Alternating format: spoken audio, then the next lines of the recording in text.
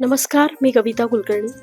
वास्तूचं परीक्षण करायला मी जेव्हा लोकांच्या घरी जातो, तर बऱ्याच वेळा लोकांचे असे अनुभव घेतलेले आहेत, की लोक म्हणतात, की वास्तुशास्त्र ही खरंच कन्सेप्ट आहे, सायंटिफिकली प्रूव्हन आहे, की अंधश्रद्धा आहे.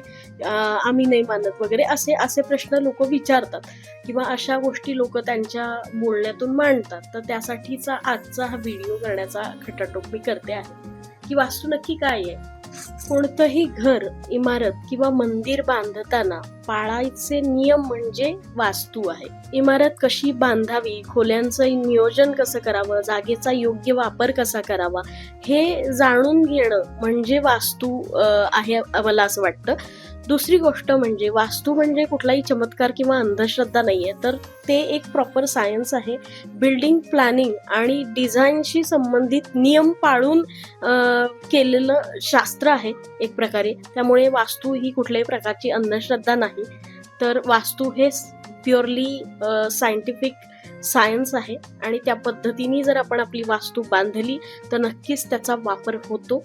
चांगल्या पद्धतीने त्याचा तुम्हाला फायदाही होतो.